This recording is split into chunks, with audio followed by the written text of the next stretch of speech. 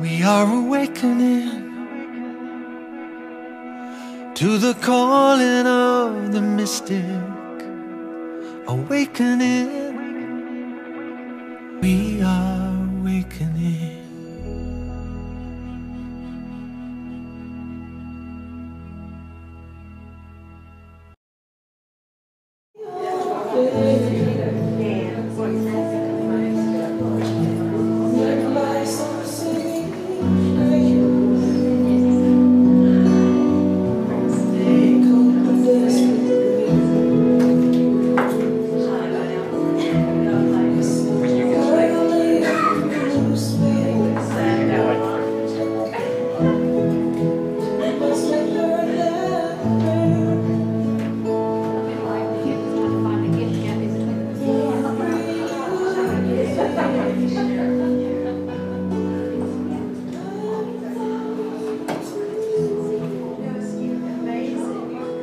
This all started as I was just going to have a small practitioner satsang, and then when I realized it was the 22nd, I thought, well, God, it's time that we open a new door in consciousness with the end of the Mayan calendar and the end of Kali Yuga and all this. And so then I went ahead and I invited, grads as well to come. And then after that, I thought, well, gee, the whole world should be allowed to be in on this satsang, and so we're going to be joined by 4,000 people very shortly.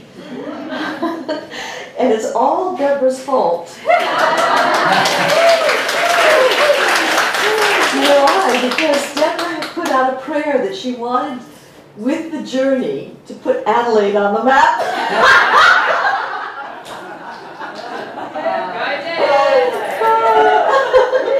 Let's make sure that Kev's mic works as well. So, is that working? I can't hear it. No, I can. They're saying yes to the back, so I'll trust. No. Is it coming through the speakers? No, it's not. It's just your voice is carrying. It's my big booming voice. Okay, now make sure you turn off the handheld, and I hope that they're not rolling. They're rolling. No, I hope. You're right. Yeah, we go. There we go. Okay. So, I think I just got a signal that we're starting. Right. A deep, heartfelt namaste to everyone.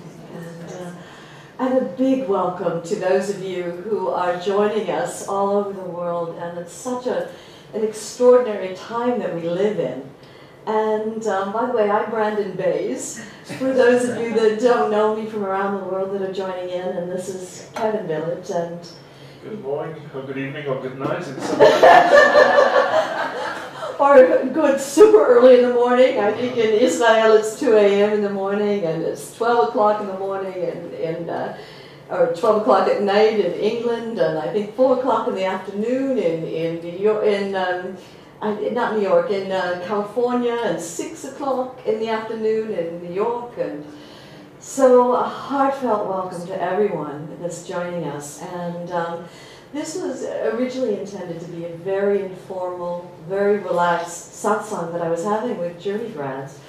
And I'm here in Adelaide because we were going to be giving, I'm keynote speaking at a festival called Rise Up here.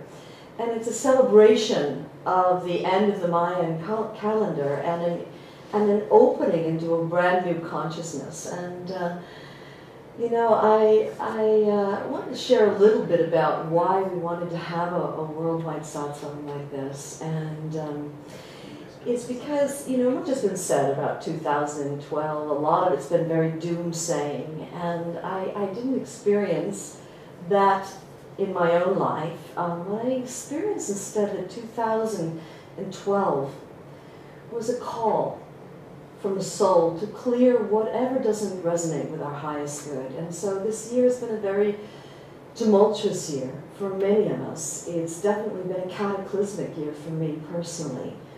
And it's been a year of shedding the unessential to expose a deeper truth, a more authentic truth, and a greater love. And so I always viewed that, the 21st being the end of the Mayan calendar as more like an invitation to humanity. I have no superstitions about what 2012 means. I can only speak directly from my own experience. And I chose to instead view this stepping into a calendar-free time, in this new era, as an invitation from life to really allow a love consciousness and a compassion for humanity, for our world, for one another, for the animals, and to really open a door, 100th monkey style, where millions of us are gathering from around the world, both yesterday and today. For many of you, most of you, this is the 21st, is today. Here in Australia, it's actually the morning of the 22nd. And that all over the world, millions of people are gathering in churches and conference centers and festival halls, in parks, in homes, and in spiritual centers to really open into the possibility of stepping into a new consciousness. And I know that this is possible because, I'm reminded of when Roger Bannister, he first ran the first 4-minute mile. Now that may not seem like a very big thing. And yet, when you think about it, the Olympics had been going on for thousands of years. And collectively, everyone believed that anatomically it was impossible to run a 4-minute mile. So no one was able to. And yet, when he broke through that barrier, the interesting thing that happened was the other Olympic runners that for thousands of years had not been able to run a 4-minute mile, suddenly they were able to. And it's like he opened a door in consciousness and shut a door behind him. And that's what the prayer is. The invitation is to really open a door in consciousness where we open into the love, the compassion, the care, for caring for our world, for one another, regardless of what countries we come from, regardless of what color our skins are, regardless of what our cultural backgrounds are. I believe that we can use this magical day as an invitation into a greater love and greater compassion. And so that's why we're having this global satsang here. And I don't know if you wanted to share anything. I know for me, this year has been extremely stressful. And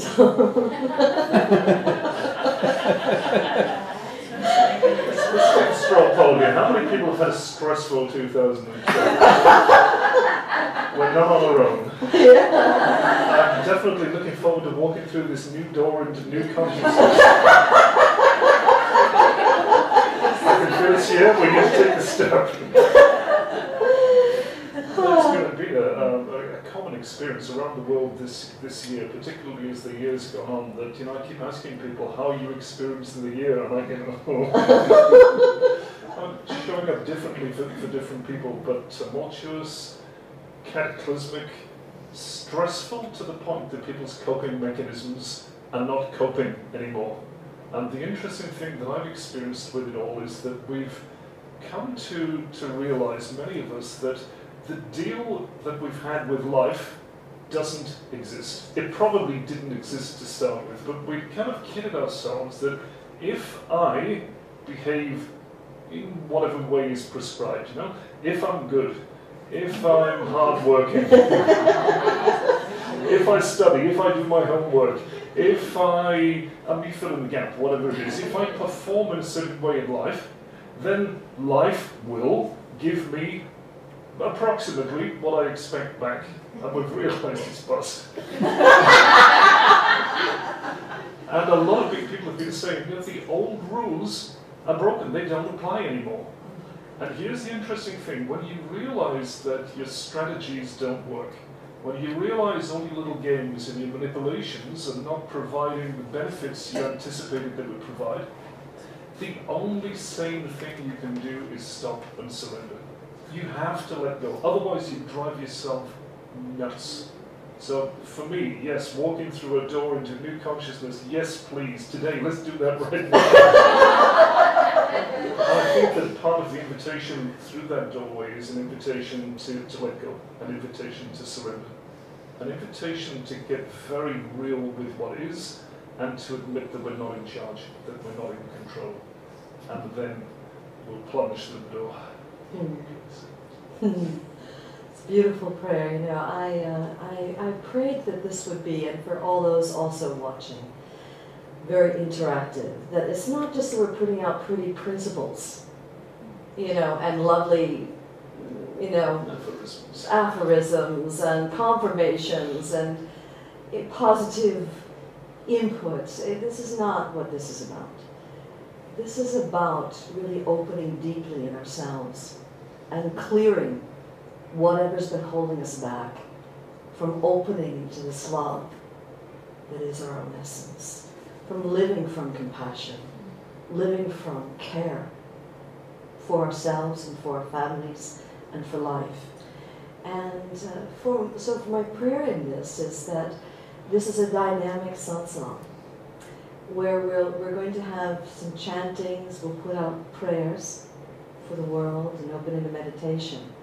And then after that, I'd like to invite everybody into some deep teaching and process work where you really get to explore and uncover, expose the barriers and the lies that have really held you back from living from the love that is your own essence. And I always say with the journey, it's never a process of giving or adding in anything. It's a process of subtraction. And when you subtract away the blocks, you subtract away the veils, you subtract away the shutdowns, you subtract away the negative concepts, the old beliefs. When you subtract all of that away, what remains is this natural love, this freedom. And so I thought we'd start, because we are invoking a healing embrace for ourselves, for life, for our loved ones, is we'd start with a chant, a healing chant. And in your rooms, just sing along as well. Okay, he'll come back later when it's time for him to offer a very powerful guided introspection. And this is actually, it has a mantra with it. This is a healing song. And the words are, in the light of love, we are whole. In the light of love, we are home. In the light of love, we heal and sing. Thy will be done.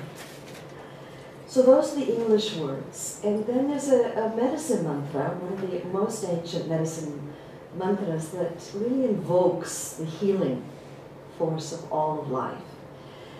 And the words are Om Shri. Is that with me? Om Shri. Dhanvantre. Namaha. Okay, and this is an invocation of the healing power of the universe. And so I'm going to, after we have our invocation, if you want to call it that, this chant that we sing together in both English and Sanskrit, then we'll let it be an invitation into a prayer for this new way of living life authentically from the love that is our own heart. And then we'll go from there into some quite powerful process work that you'll get to both do with one another. And at home, you'll be able to do that out loud in your room, wherever you are. Or if you have someone else sharing the time with you, that's even all the better. So you'll be able to interact. And then I'll take you into yet another process that is one that is clearing and one that can cleanse even our DNA. So if you'd like to join me, let's all take a nice deep breath in. Letting it out. And closing the eyes. Closing the eyes. And just becoming aware of your own awareness. I don't think, oh, there's this mic, sorry. Becoming aware of your own awareness. And letting everything soften and open and relax. Softening your face. And the cheeks. Relaxing the corner of your own eyes. Softening the mouth. And releasing the jaw. You know, all of us carry so much tension, and it actually doesn't give us anything, it just gives us tension. So we might as well just open into this love and relax our jaw. And softening your throat and neck. And releasing your shoulders and arms.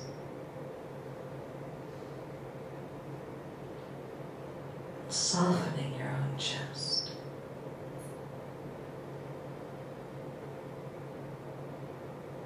Opening the door to your own heart. Softening the solar plexus. And the belly, just let your belly go flow. Just let it relax. Give permission to your entire body that for the next timeless hour and 45 minutes that we share together, that you're just going to relax and open and be present.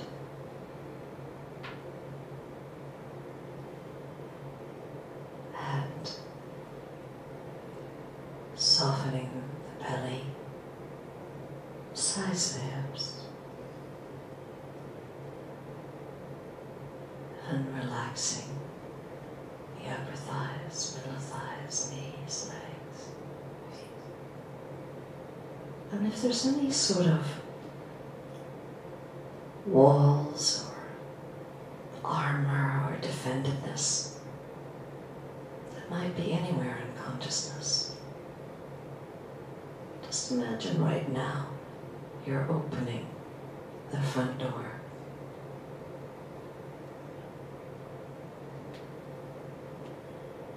The back door. And the side doors.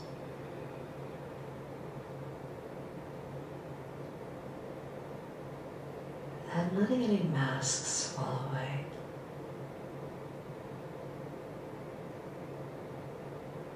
Allowing this whole suit of armor to drop now to the ground.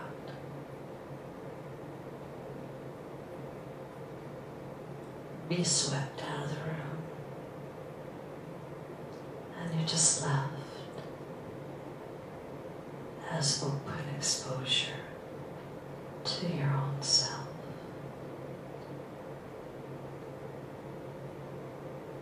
And becoming aware that is your own self, your own awareness,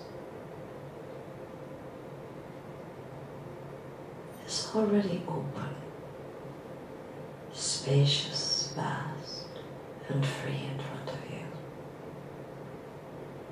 So vast it penetrates the front wall wherever you are. It's spacious, infinite, vast, behind.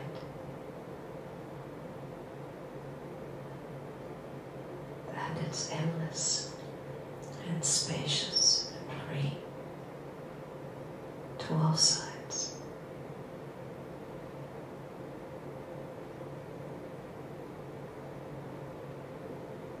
Boundless below.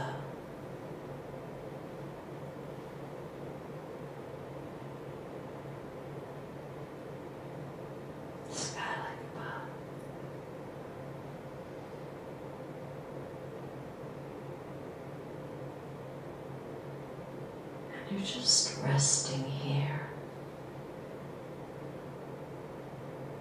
as an ever-deepening ocean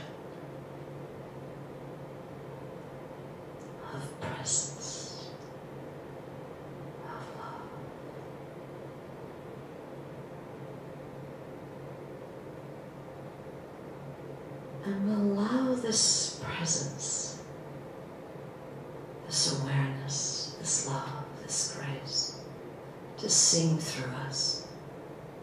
And so in your mind's eye, I'd like to ask you to welcome those of yourself, your loved ones, your family,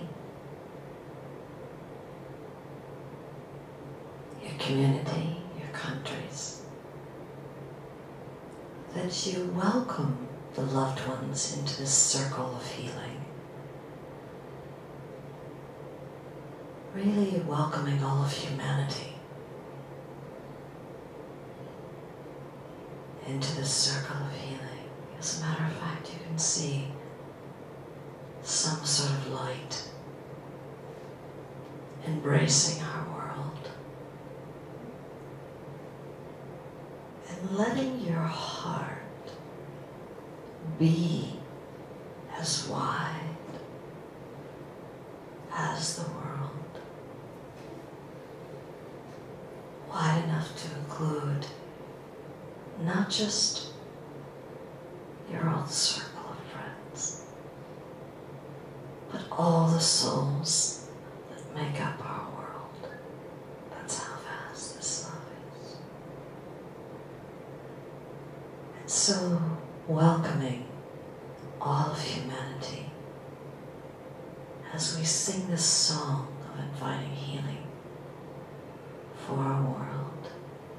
And just join in your own living rooms and join us here as we connect the many hearts, the millions of hearts around the world in the one love.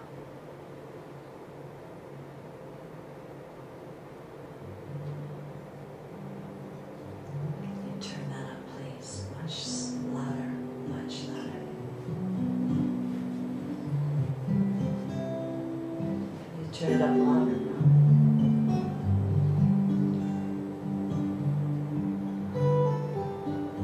In the light of love, we are home. In the light of love, we are home. In the light of love, we heal and sing. Thy will be done. In the light of love.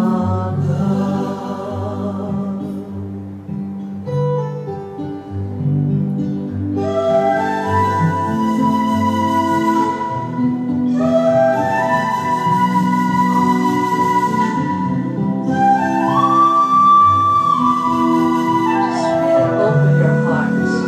Welcome your community, your friends, your loved ones.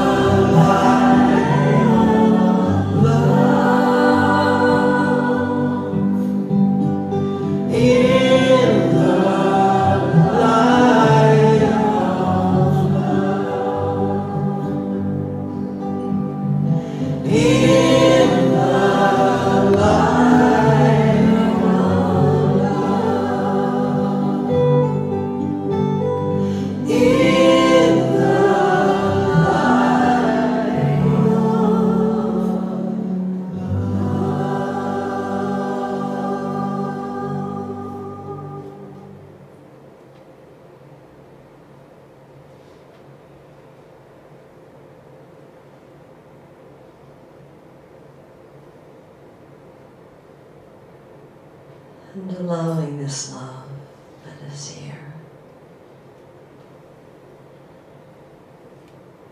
become even more spacious, more vast,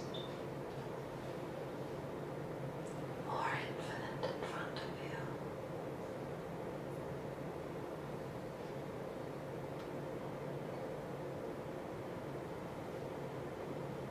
And you become even more boundless and spacious behind you.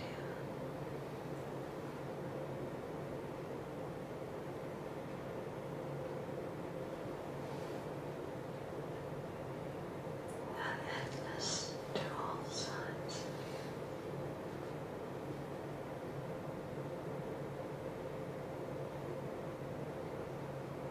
And just resting here, as if you're at the very bottom, the fathomless depths of an ocean of ever deepening,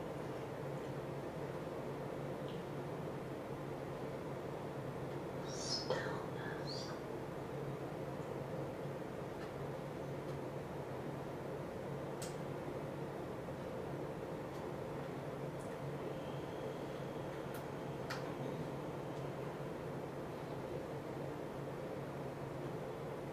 And we'll let our prayer arise out of this stillness and point us back into it.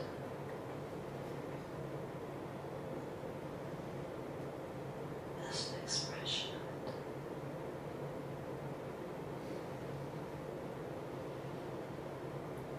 it. And there is a deep prayer here.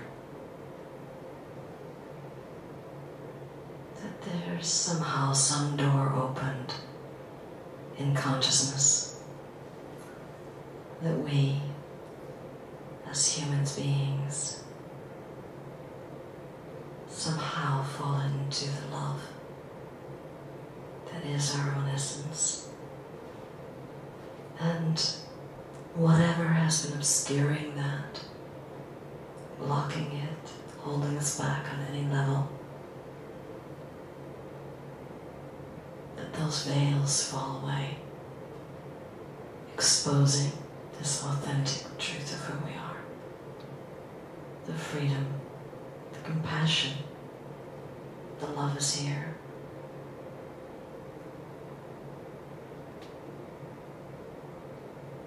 And that there be a unity consciousness, and that as humanity we serve the highest good in each other and in life for our world. And so there is a prayer here that we step through this new door into a compassion consciousness,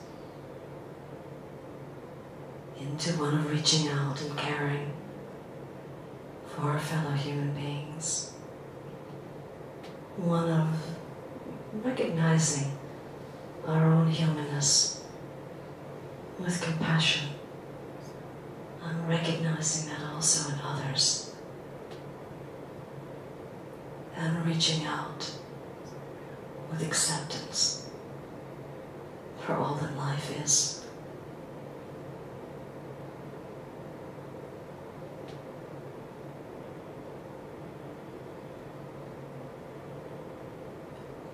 Though in and of itself, this day, the 21st, the 22nd of December 2012, may not mean anything at all, still, there is an invitation from life, from our own souls, and a prayer here for all of humanity to look upon this date as an invitation from life to be the change our world needs, to be a consciousness of peace, of caring for our fellow human beings, and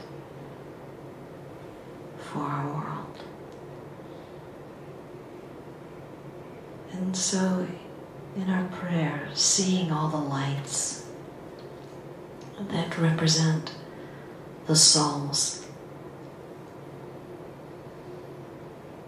on our world, on this planet, all the torches,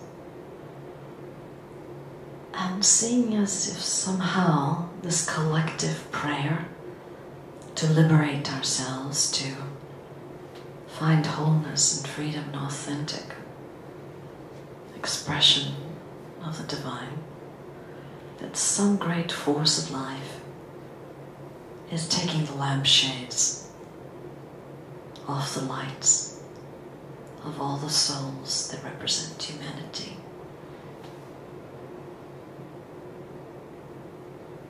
That is what the collective prayer is to take the lampshades, the lids off of ourselves to live from the freedom and the love that is our own essence. And seeing all these billions of lampshades being thrown into the sun,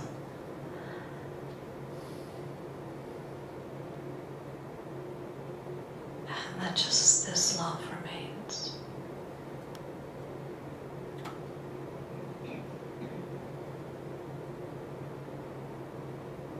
And inviting whatever lampshades we might have, whatever veils, whatever lids, blocks, shuts, downs, that they might be removed, let go of, so that this divine potential, this radiant magnificence, this love, this freedom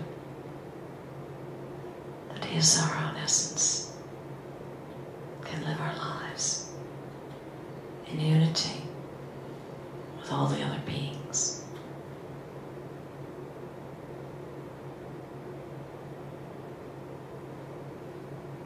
Seeing this as having already happened.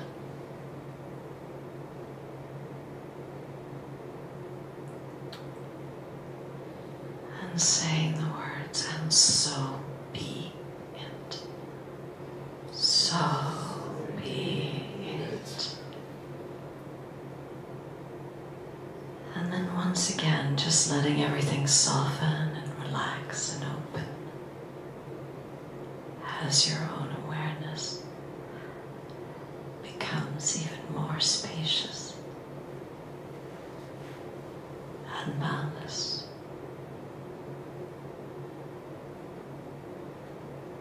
And infinite in front of you.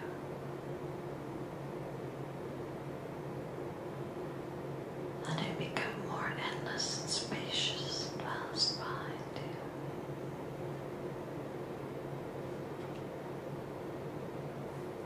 Free and endless to all sides of you.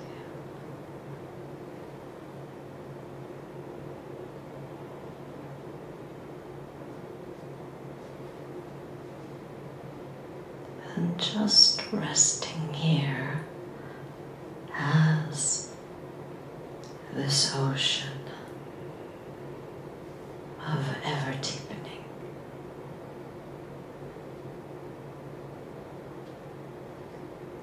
love.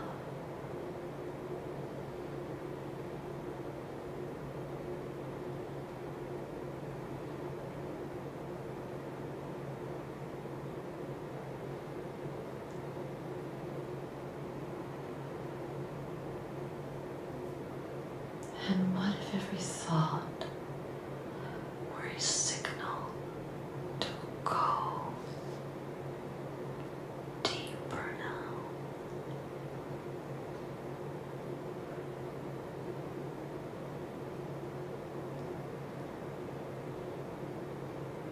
To this ever-deepening, vast ocean. Stillness.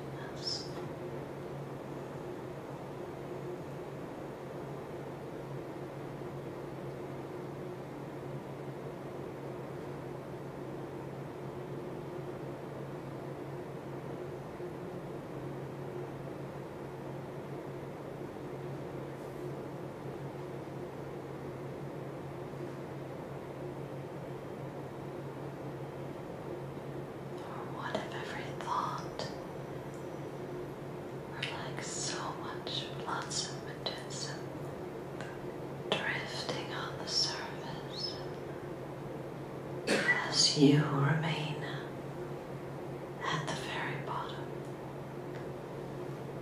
in the fathomless depths of this ever-deepening ocean.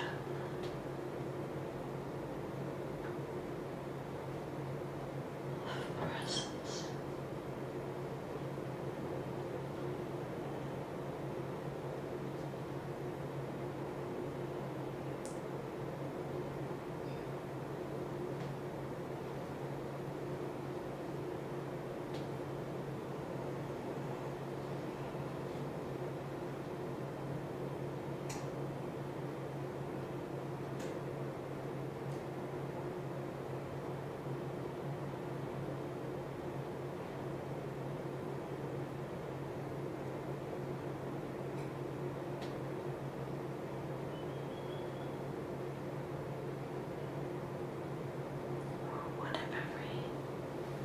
Thought were like so many clouds in the sky, drifting by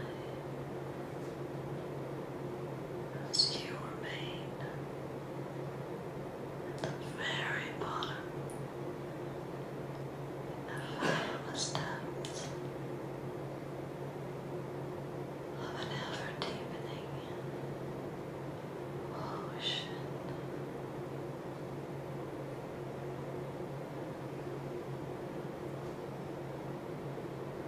Stillness.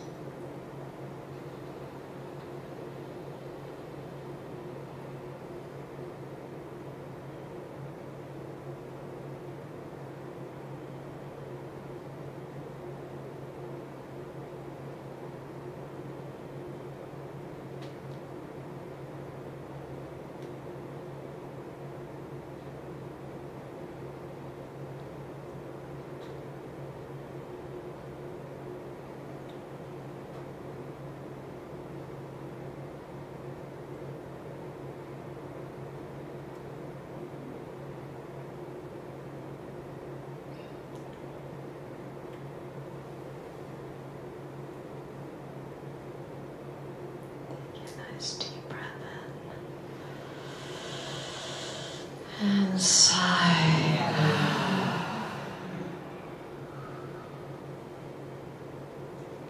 And another nice deep breath in and sigh. And continuing to rest, soak, steep in this love, as this love, so that eyes open or eyes closed, same. And the awareness remains spacious and infinite, boundless in front of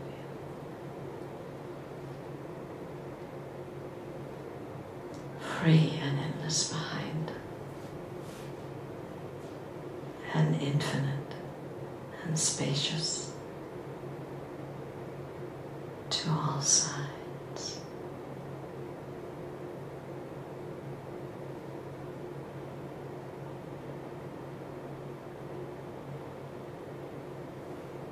Get a nice deep breath in.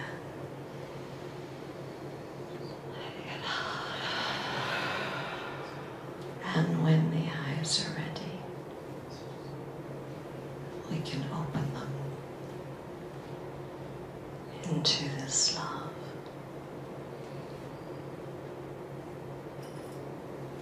And even with our eyes open, just be aware that your awareness is still open, spacious, vast, and free in front. Even with your eyes open, let it be vast and spacious behind, and infinite to all sides.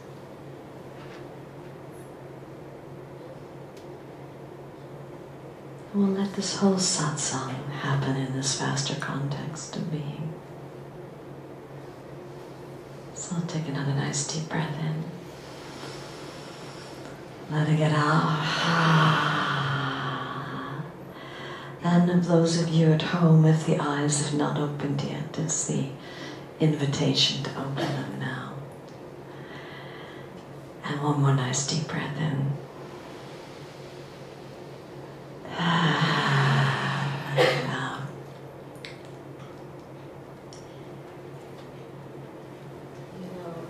And we were sharing earlier what a cataclysmic year this has been for me. And I mean, we all know, I had the tumor, and then I had a house burned down, and then I lost the family, and yet this year was actually, for me, more stressful than all of that, than that time period in my life. And yet, as everything fell away this year, some deeper, all-abiding love has been exposed. And I want to just say, for those of you who may not know what the journey is, I just want to in a capsule say it, that the journey is a very powerful healing process, a process that is very liberating and life-transforming. And it was born from my own direct experience of healing from a basketball-sized tumor. And part of the gift of that experience is I found a way for all of us to open into our own divine potential, into this radiant presence that is your own essence, this love that is the truth of who you are, and at that deepest level to turn the torch on inside, the flashlight on inside, and to go on a journey inside and really get access to old repressed cell memories, old dead consciousness, old mental constructs stored inside ourselves, and to go in a very radically practical, down-to-earth, step-by-step way through a process of releasing the stored consciousness in the cells, understanding what's taken place, and ultimately forgiveness, so the body and the being can heal. And so, with the work, and this, healing from the tumor, that was 20 years ago, when I was 39 years old, and I'm 59 now. And yet I still get a journey process once a week, because I never want to be so arrogant as to think that I've got it all handled. There's more than one cell memory stored inside here. And I feel it's a privilege to clear whatever obscures me, whatever's stored in here, so that more and more of this that I am can be made available. And I had a process that happened about 6 weeks ago in Holland. And when I went inside, the cell memory that I got access to was a memory of feeling myself to be a victim of some particular life circumstance. And I thought, this is an old theme of mine, This is such an old pattern. And I thought, well, surely this isn't the only cell memory that I have of this being a victim. And also being a victimizer, someone who retaliated by hurting others in my being hurt, or by closing myself down or shutting that other person out. So I could see that I was really both the victim and the victimizer. And I was working with Gabby Bird, she's the managing director of Journey Events, and getting my journey process. I said, I wonder if there's an earlier memory. And we went to an earlier memory of when I was 5 years old, and that same theme was playing itself. And I went to an even earlier memory when I was a toddler, and still that same consciousness was there with me. And then we went back to an earlier memory of when I was an infant, just newly born, and that consciousness was still with me. And I thought, gosh, did I bring this in? Did I bring this victim and being a victimizer, in with me? And so I kind of went back into my mother's womb. There, obviously you can't see anything. You're just a being. You're just a soul. But, there is a way in which, even though your cognitive mind may not be aware of every instant of your life, your own soul, it knows every millisecond of what's happened in your life. And there in the womb, in my mother's womb, was still this consciousness of being both the victim and the victimizer. And I thought, did I just bring this in with me? And so we went back before I had a physical form. where I was just this formless allness, everything, just pure existence. And when I was there, I had something happen that had never happened to me like this in any journey process I'd ever done.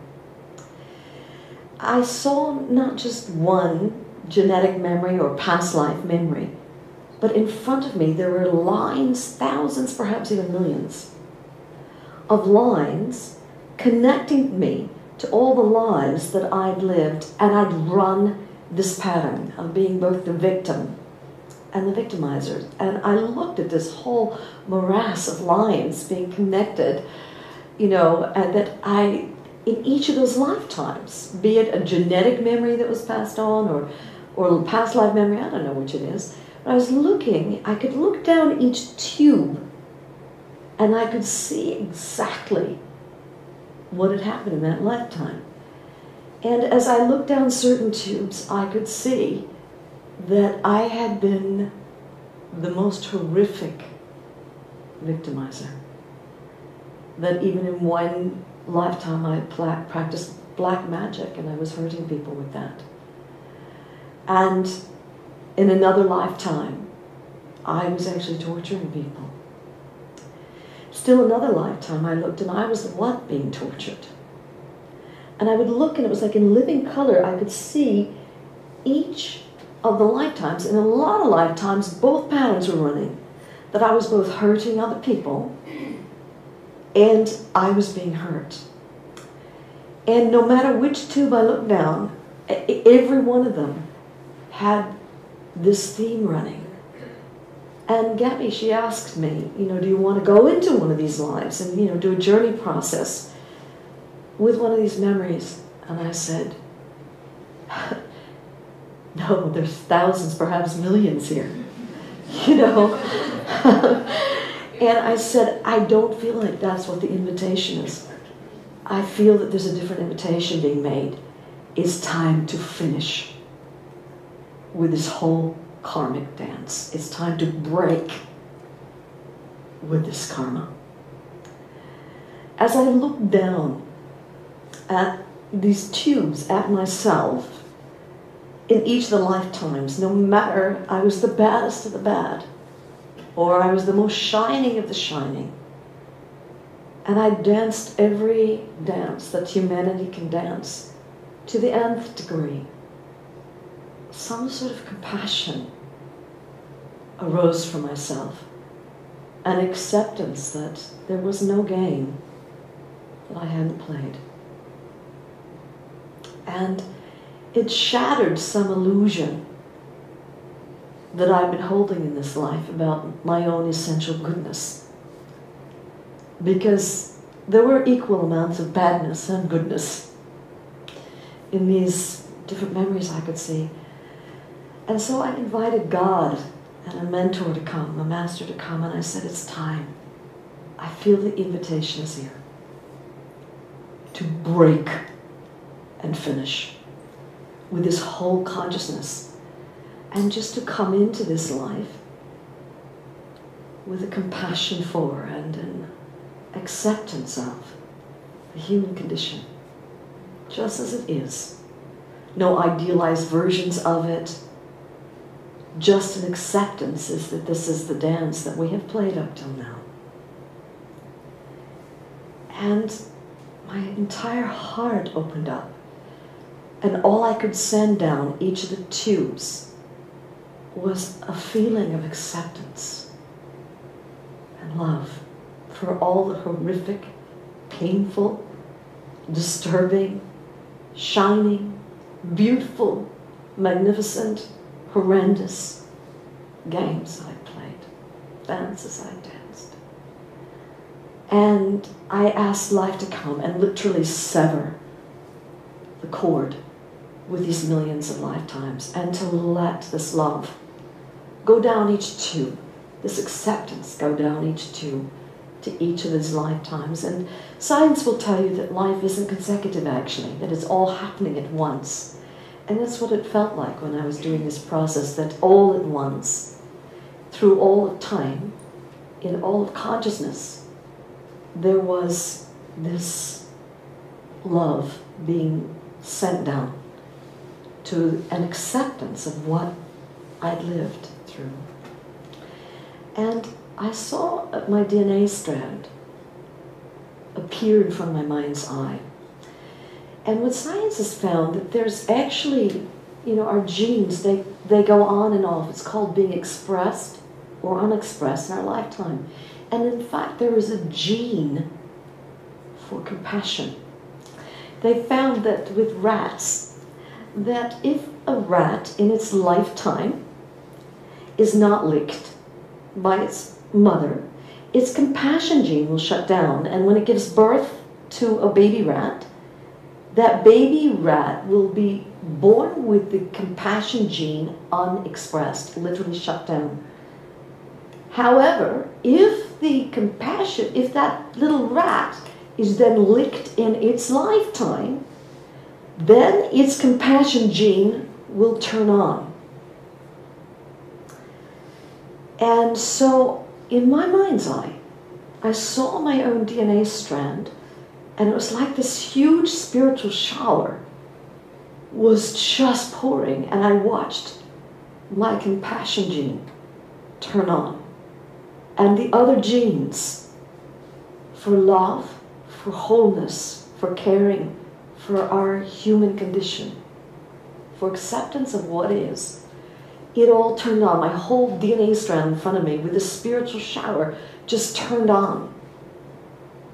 And then I asked that I re-enter my mother's womb, but with this consciousness of acceptance of myself and others for the dance that we have danced in the millions of lifetimes that we've lived.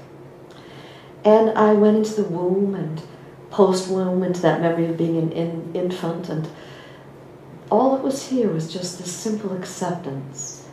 And again, coming up through all the consecutive memories right up until the now.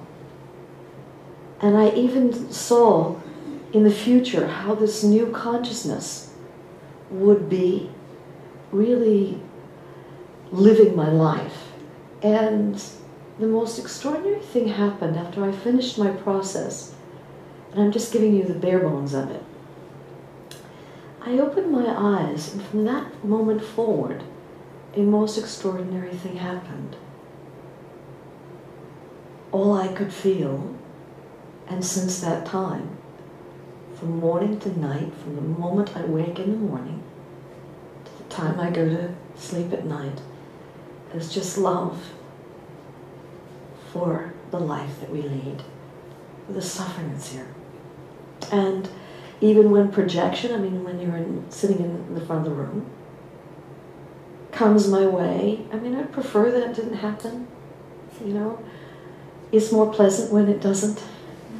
And yet all I could feel was an accepting neutrality and a compassion for the pain that I knew was causing that person to project negativity my way, And it's just been there day and night since then. Now the most extraordinary thing happened. This was part of this whole 2012, where there was a physical letting go in my life of a lot of areas of my life. It culminated like 6 weeks ago with this process with the DNA and the recognition and the acceptance of the whole human condition. The next weekend I was giving the Journey Intensive in Germany. And as you know, at the Journey Intensive I always do a live demonstration with the person at the front of the room. And this woman, the cell memory, by the way, that she uncovered was a memory when she was 5 years old. And she was with her grandfather, and her grandfather was a general in the Nazi army.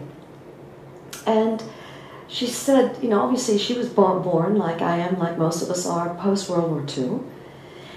And she said she never could understand. She said she felt zerrissen. And zerrissen means like torn in two, just ripped apart.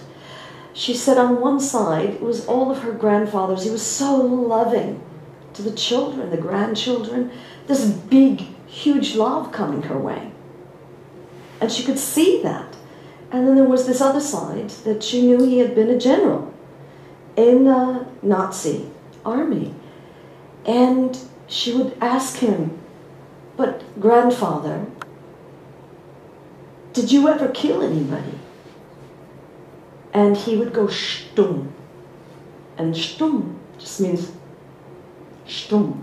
We don't talk about this. It's just like a silence. There's subject matters that are just no-go zones. And in German, when there's a no-go zone, they just say stumm. It just means that's not an area we even go near. You know?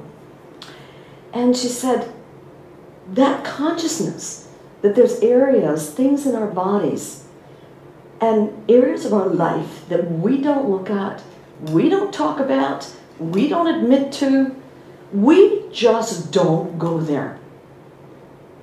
She said that consciousness got passed on to her father. And she said what was so odd, because there was this area that we weren't allowed to talk about, we weren't allowed to look at, right? That was stumm. She could not feel her grandfather's love. Because if there's an area in your body and in your life that's a no-go zone that says, I don't go there, I don't speak about this, I don't talk about this, I don't know about this, I don't listen to anything about it, I just don't go there. It shuts you down from being able to open into unbridled love. And she said that consciousness got passed on to her dad. She could never feel his love. And she said, Brandon, I'm a mother of 4. And there are parts in my life that are stumm. And I know my children, I have so much love for my children. But I know they can't feel it because of the stumm, the no-go zone.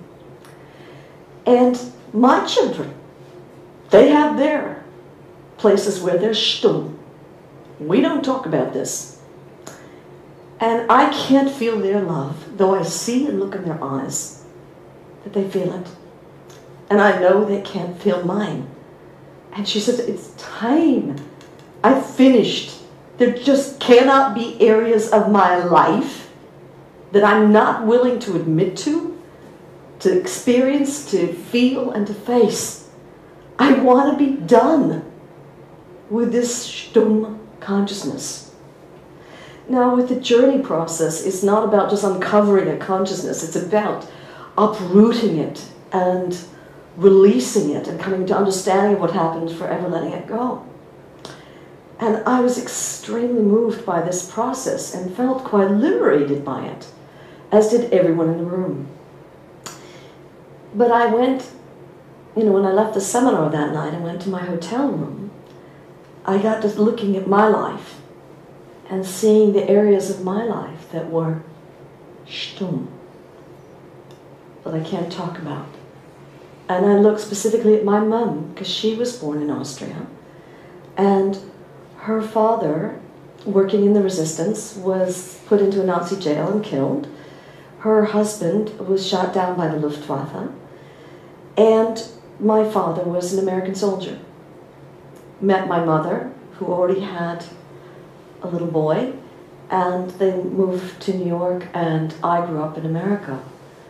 And my mother just put the whole war behind her. She never once spoke about anything. I didn't even know where my mother was born. I didn't know what my grandfather's name was. I never heard her speak about him. I didn't know what her former husband's name was. I just knew that my brother Mike, Michael, that he was born from a different dad than my dad. And I realized that my mother had gone stumm with everything prior to coming to America. And because of this, I was just like the kids of this woman that had shared in Germany. I couldn't feel unbridled love, though I felt love for her. It wasn't an unbridled love. That night, and my mom's 91 years old. She's turning 92 this year. I'm turning 60 this year. And I called her from Germany. And I said, Mom, this year I turned 60. You turned 92. I don't know who you are. I know nothing about you. Please, I just want to get to know you, finally, by the time I'm 60. I want to know you, Mom. And she said, oh, I didn't know my mother. Why should you want to know me at this age? And I said, Mom, I want to know everything about you. I don't even know where you were born. I know nothing about your childhood. I know nothing about your parents, your father, your former husband, and please will you share about that? And she began to share, and whenever she got to those areas that were stumm, she actually said the words, oh, well, we don't talk about that. And I said, please, Mom, I want to know. Please. And so she'd share a little bit, and she'd begin to tear up a little bit. And so we'd softly go on to another part of her life. But eventually I'd take it back to the stumm areas. And she opened just a little bit and would share just a little bit about those areas that weren't allowed to be talked about. And every time she did, it's like this door opened inside of me. And another door opened, and another door opened, and another door opened. And at the end of an hour-long discussion, it's like this big dam just broke inside of me. And this unbridled love for my mother, a love that I, in the last nearly 60 years, could never fully feel, was made available. Not only available, but it's here every second, every millisecond. I just was on the phone with her 3 nights ago, and we've never spoken like this before. My mother just sobbing over the phone at the age of 91, and her last words were to me, I love you, I love you, I love you. You must know this, I love you. And in return, Mom, I love you. I love you. I love you, Mom. With my whole heart, with my whole being, I love you, Mom. And I put the phone down. And I've been living in this love since that process. I came home from Germany. And I wanted to look in my life and see what areas I was stumm in my marriage.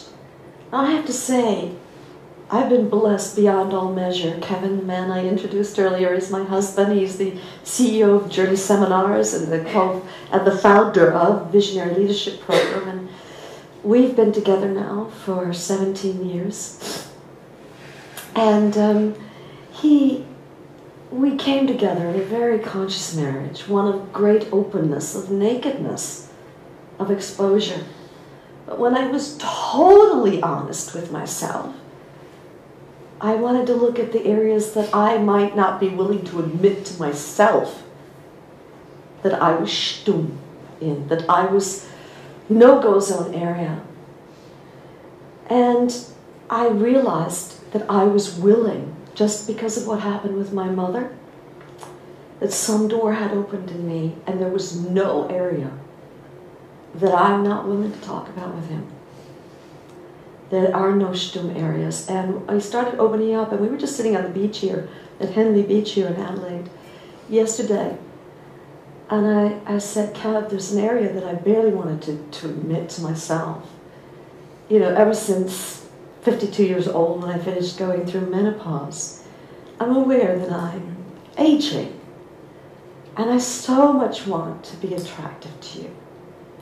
And I'm aware there's extra weight that's come on hormonally. I still eat an extremely clean diet. Nothing's changed there. And yet extra weight has come on. And I'm terrified that you won't find me attractive anymore. And I was so terrified of it, I just didn't want you to know even. I didn't even want to admit it to myself.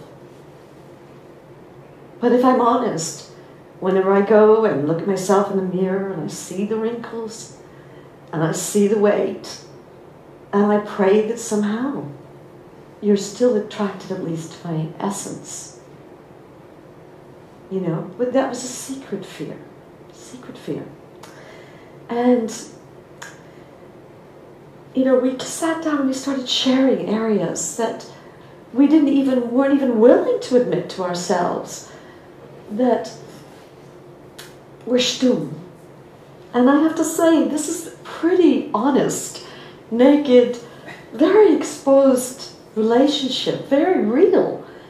You know, deep, deep acceptance for one another, and we both found that there were areas that were stumm. And all I could say to you, if you were willing to really open your being and expose and speak out the areas in yourself which have been no-go zones that you're not allowed to look at, that you're not allowed to speak about, that you're not even allowed to let someone else talk to you about.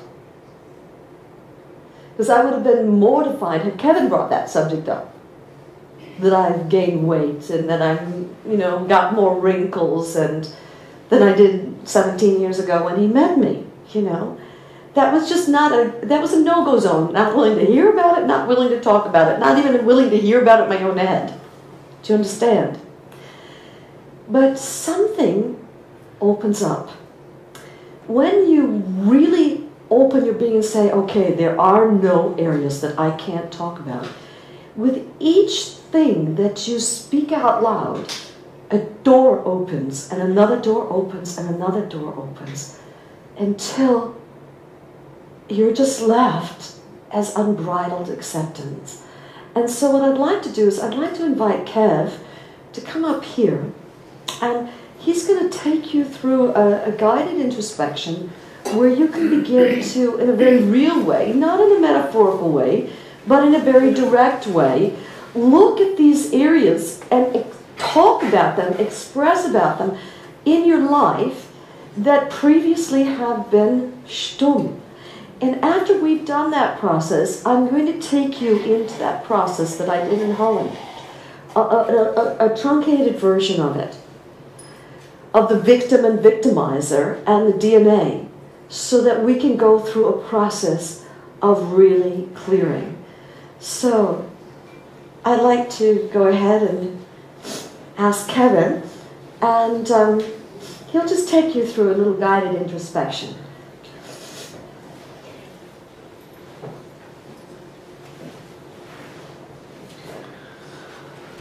Okay, so if you would turn to a person one side or the other of you and just kind of turn to face each other. Now you may, if you're in the room here, need to look behind or in front or to move a little bit.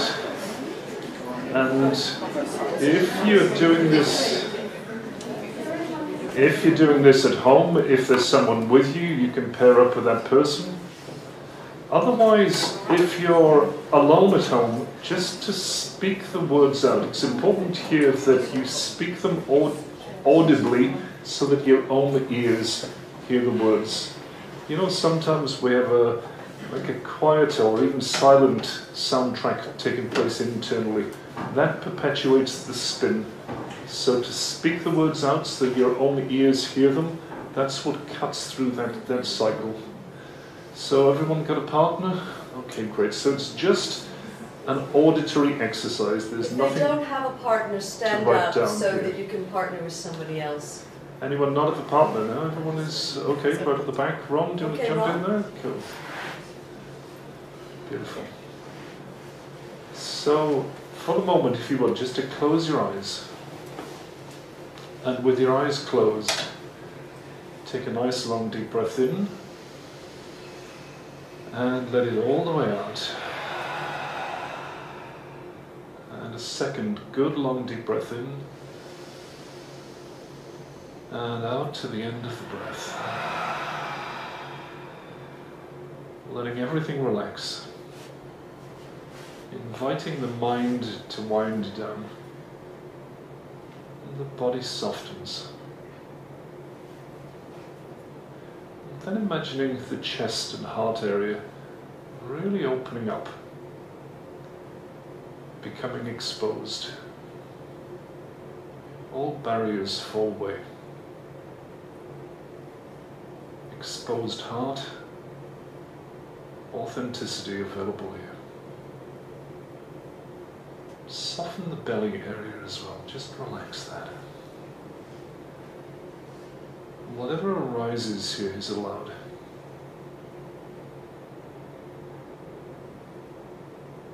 Whatever impulse comes up, please, to allow that to be spoken, censorship free. And then another nice long deep breath in. And letting it out. And then softly open your eyes and connect with your partner. And as you connect with your partner, just to say to them, thank you for your exposure. Thank you for your authenticity. Thank you for being willing to speak the unguarded truth.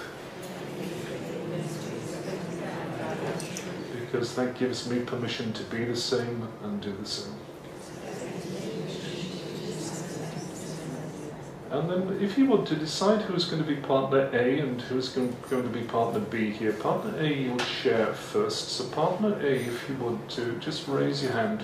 If you wanted to share first. Okay, beautiful. And partner B, you're going to listen and you're going to respond with a thank you and what else? Thank you, all permission is here and what else? All acceptance is here and what else?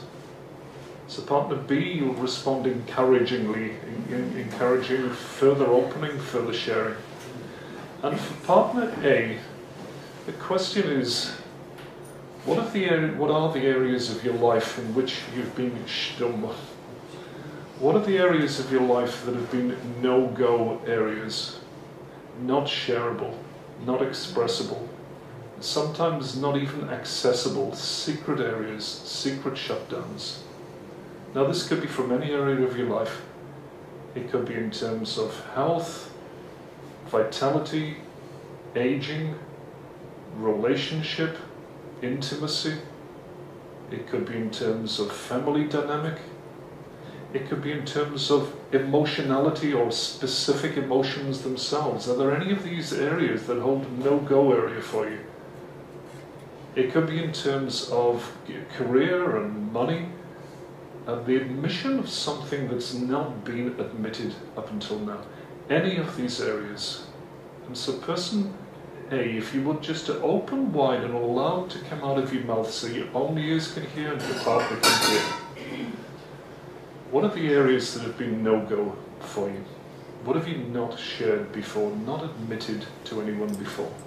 And partner B, you'll sit in here as a surrogate for family, for beloveds, for significant people in your partner's life. So you'll be just opening here as a surrogate. And thank you. All acceptance and what else? And so partner A, if you would, just let the words bubble up and let them bubble out. And if you're at home, just speak them out loud if you're working on your own, so your own ears can hear. What have you not admitted, maybe to anyone up until now, from some specific areas of your life? And you can start as soon as you're ready. What wants to be shared? What needs to be shared?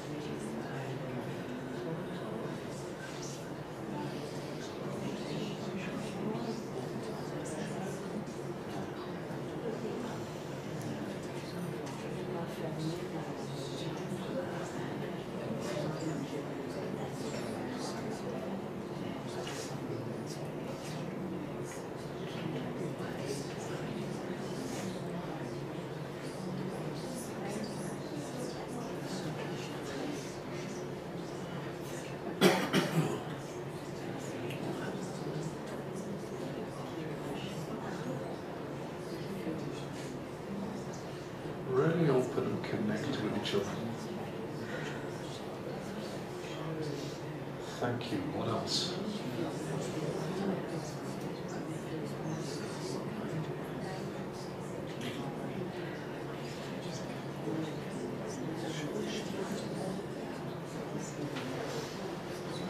All welcome here, all acceptance, thank you. What else? What are the no-go areas?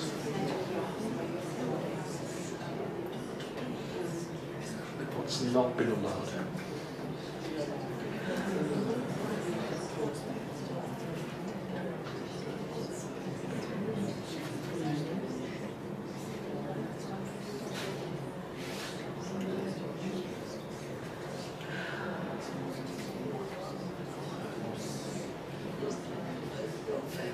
If it arises in awareness, just let it come out of your mouth. Anything, whatever is here is welcome.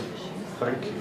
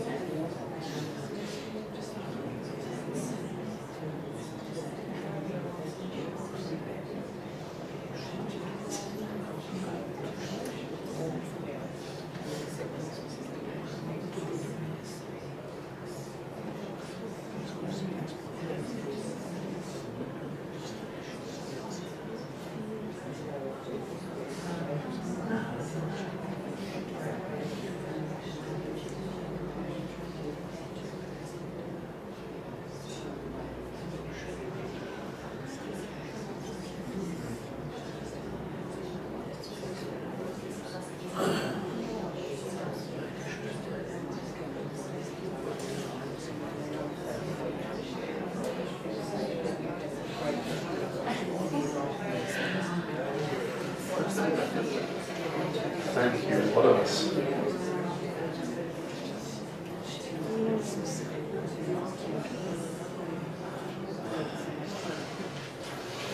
Take a look at specific areas in your life. What behaviors have been secret for you? Things you're not allowed to admit. Desires, addictions, compulsions.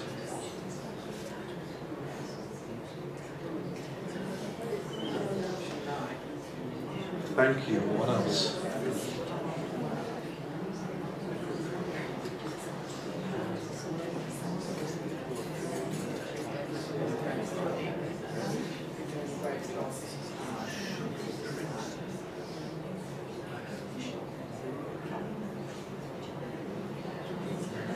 Anything that might be even so secret that you didn't admit it to yourself, let that bubble up and come out of your mouth.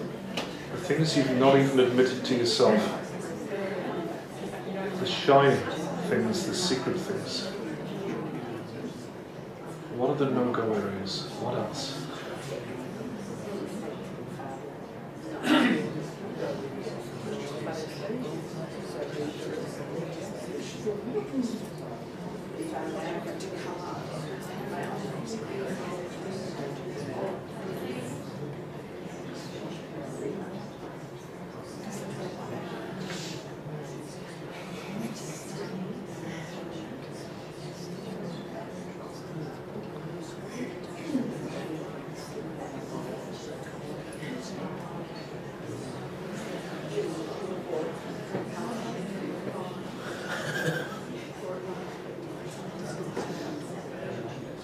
And just taking 1 minute to finish off here. Anything else that arises, please speak it out. What has been stum up until now? What has been silent? Spiritually, what have been your no-go areas? What have you not been willing to admit? Maybe you're not enlightened. Maybe some negative impulses arise from time to time. Speak them out.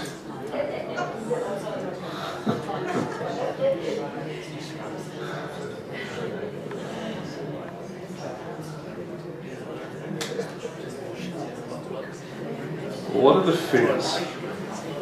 What are the unspoken fears?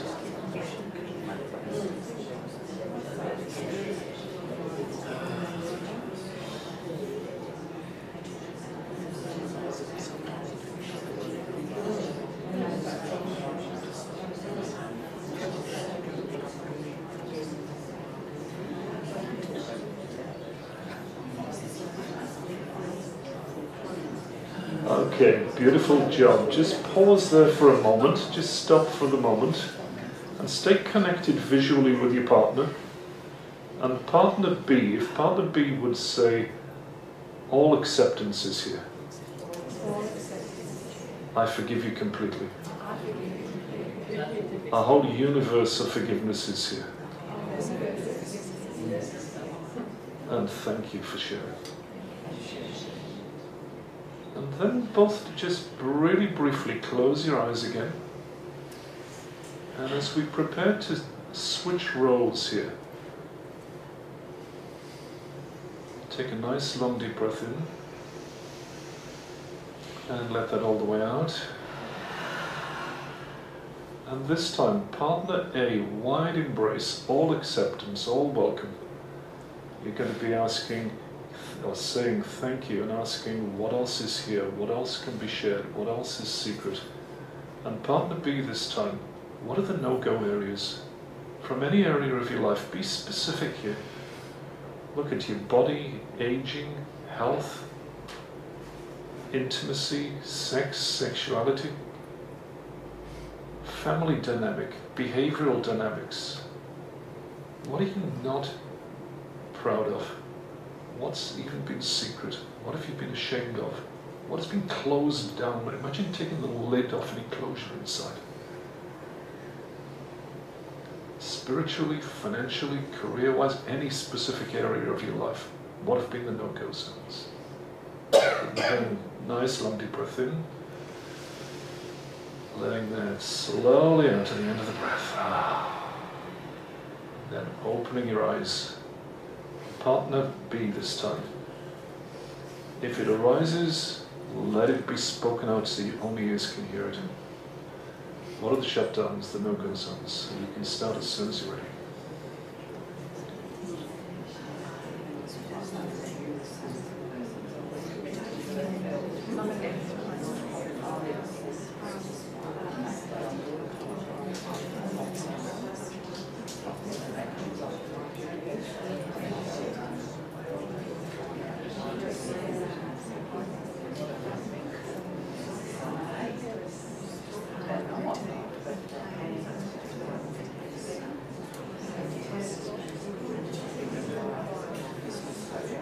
Thank you. What else? Stay connected with each other. Thank you. What else? All welcome is here.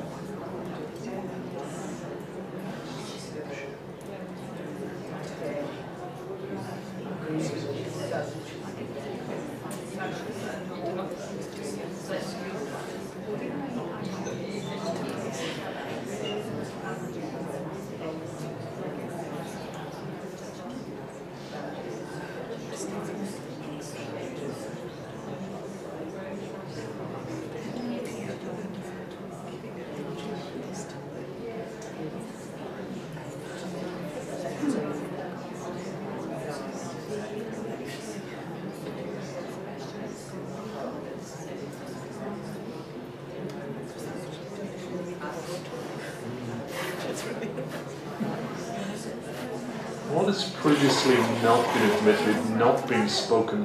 What dare not you have shared prior to today?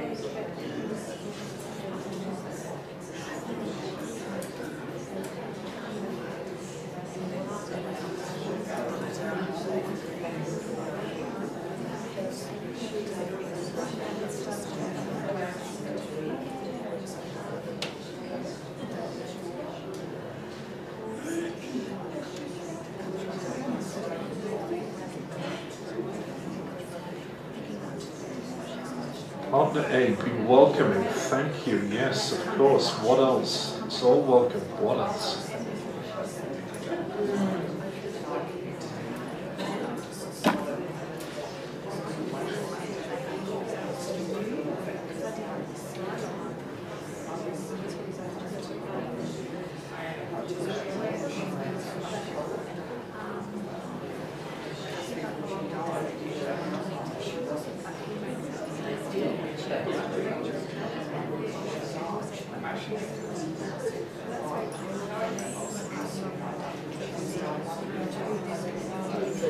Things you may have been ashamed to admit, things that were secrets, just let them out.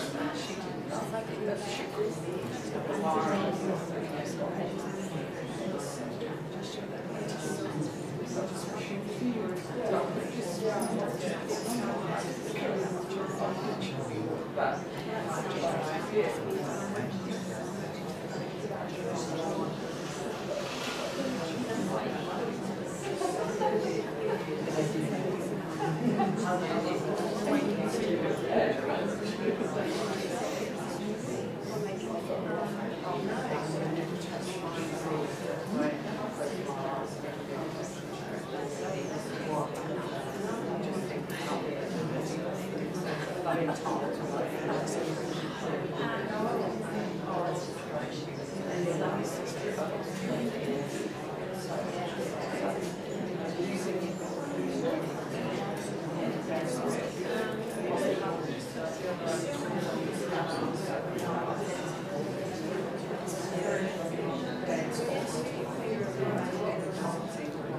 what else, and what else, and what else? If it arises, no censorship, it comes out of your mouth. Speak it out. You're doing beautiful work. Keep it coming.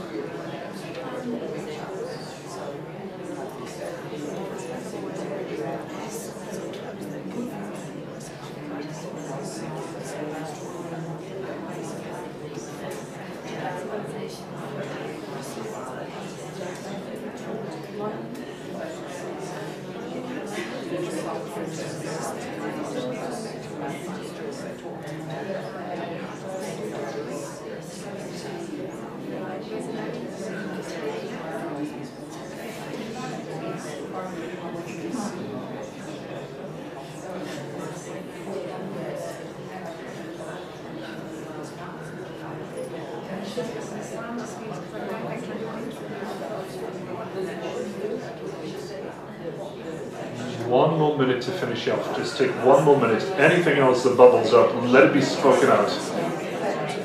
One more minute. Spiritually, socially, family-wise, anything.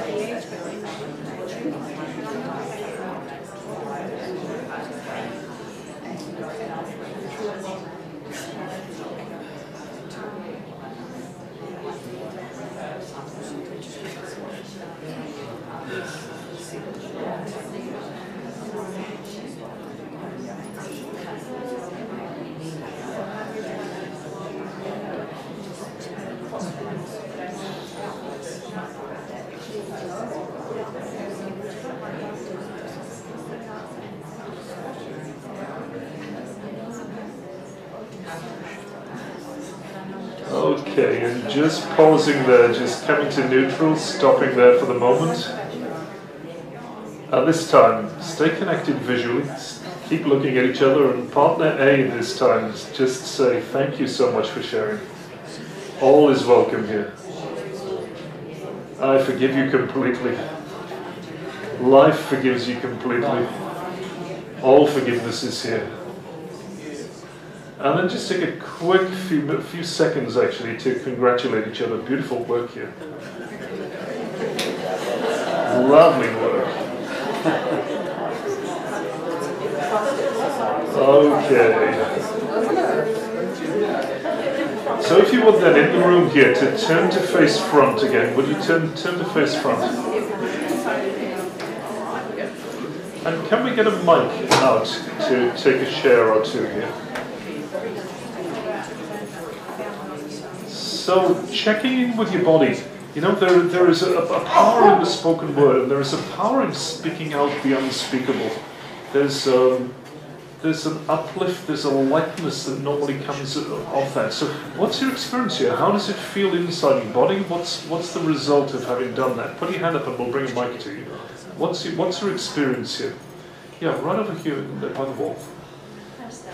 What does that feel like? What's the realization, or what's the result? Well, the thought is that I'm okay as I am. I'm okay as I am. That's a good realization. That's a good thought. I'm okay, and funnily enough, I've got an ache that I've had for years in my side, right. And hasn't gone, but it's released. It's like Beautiful. It's released. It can be as simple as that, because it takes a huge amount of energy, and it takes life force to hold this place this stuff in place inside. You know, it's like you've got to grip it, you've got to hold it, you've got to keep it in place somehow. And there can be physical ramifications of that over time. So it feels lighter, it feels Beautiful. Like it's releasing. Fabulous. Yeah. And I'm okay inside. What a great realization. I mean, I was moved when Brandon said earlier on, that she realized in that process that all of humanity is here, it's present, the good, the bad, the indifferent. It's like all shades present here. And when you admit that, when you can speak that, there's a huge letting yourself off the hook, you know? Yeah. Beautiful. Who else? Thank you. Who else? Put your hand up and we'll bring a mic to you. What have you realised here? What are you feeling like? What's the result of doing this? Yeah, right up front here. Can we bring pass the mic up front?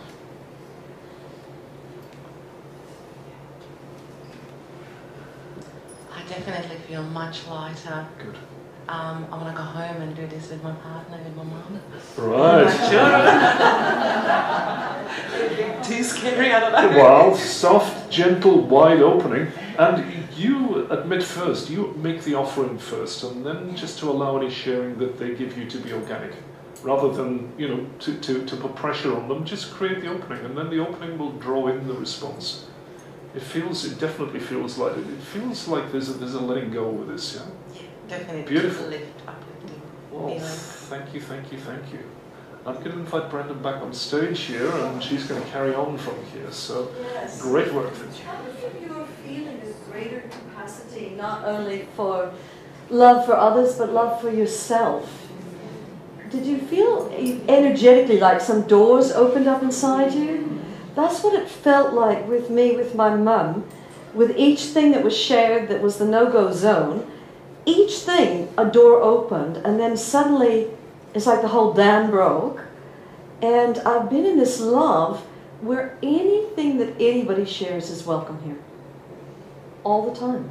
And it's not going anywhere. And I'm feeling so at rest and also feeling such compassion, for other people.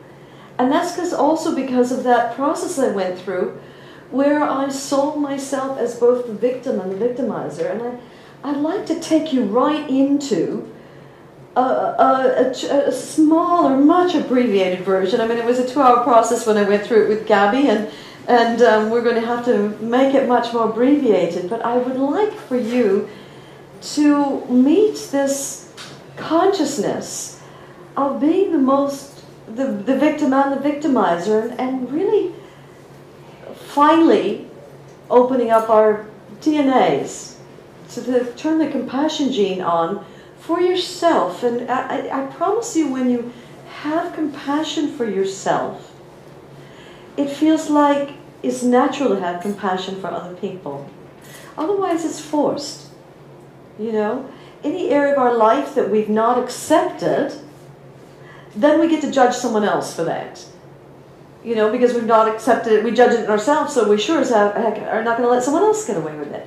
But when we really, really see that we've played that game, and we've come to a place of realization of the amount of pain that drove us to play that game, and some sort of acceptance is here, then when you see the game in front of you, the full entire panoply of life's suffering in all the ways we've danced this dance, suddenly it's natural to have compassion.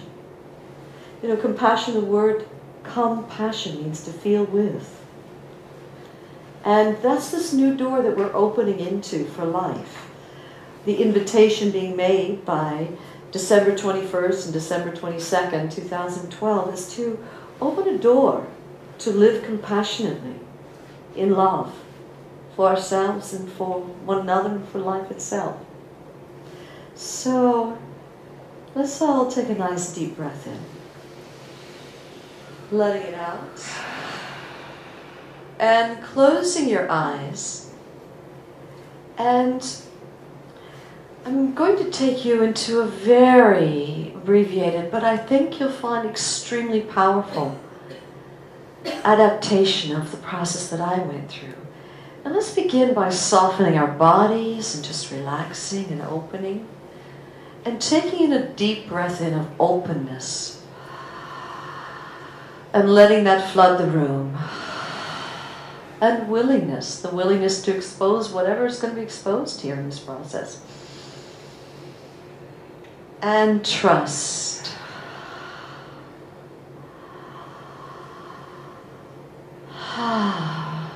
And the willingness of absolute, total exposure.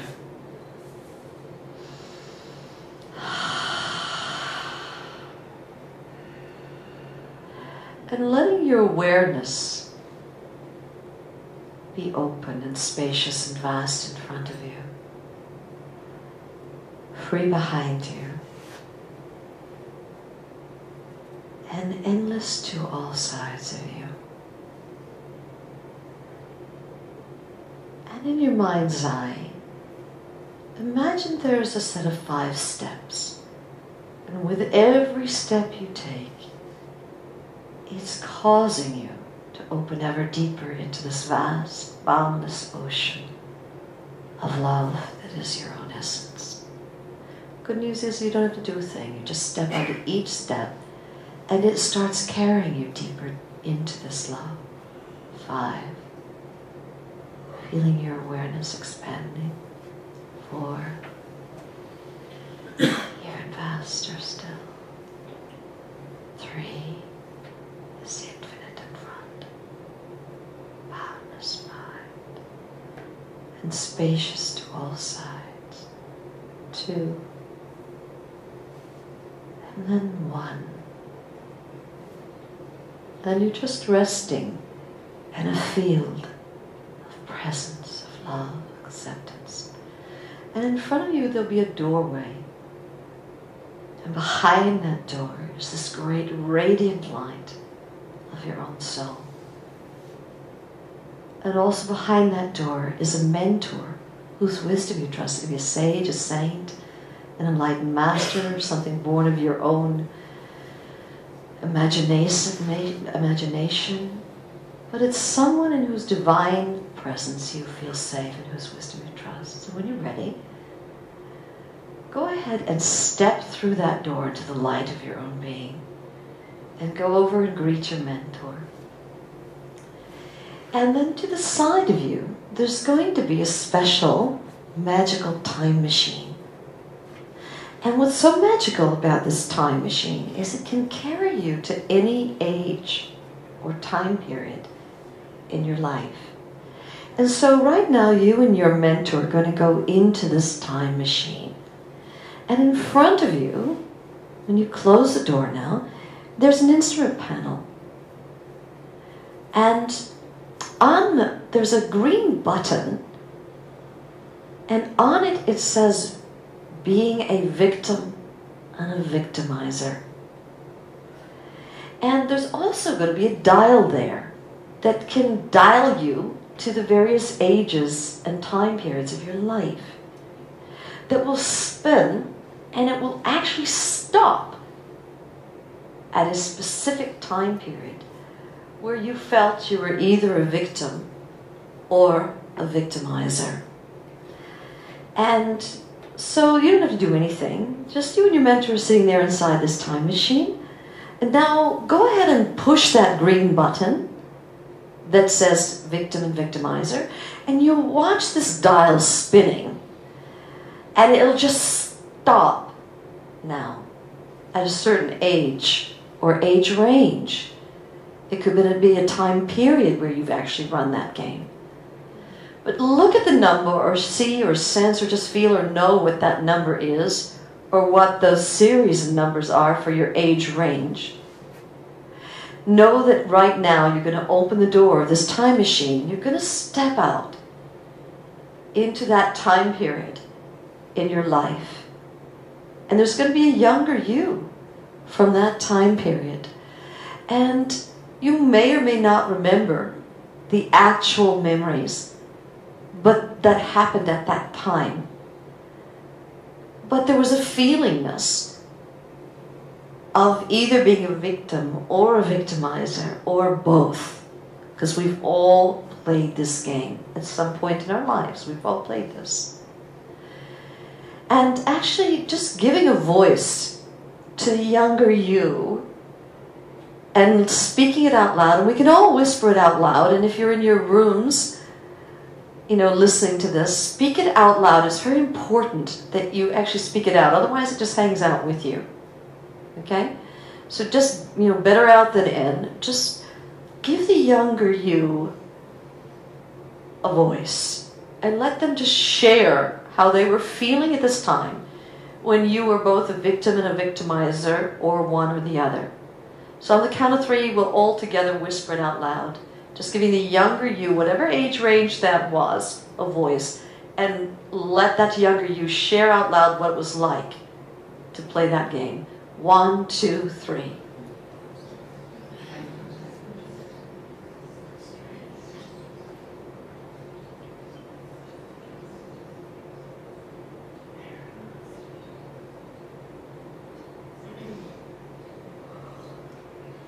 And really get a strong sense of how you were feeling at that time. And then innocently ask yourself, knowing what this consciousness is and what the words you just spoke were, and how those words made you feel, go back through time to an earlier memory or an earlier time period where you were feeling this consciousness, and just notice what it felt like at that time. So a younger memory, or a younger series of memories, or just a younger age range. And just notice that that exact pattern was actually running. Maybe not in exactly the same way, but the consciousness for it was there. And now go back through time and just touch into, and you may see it, you may not, but you can sense or feel it, because your soul knows every millisecond of your life. Go back to a time when you were a toddler and notice if this consciousness was there, even as a toddler. You may not have any memories, or you may, but just check in with the consciousness. You know what that consciousness feels like, of being both a victim and a victimizer. And now just check into an earlier time period when you were an infant. And notice if this consciousness was there. May not have found words at this point, but is the feeling there? And even though you may not be able to see it, have the knowing that you're going to go back inside your mother's womb.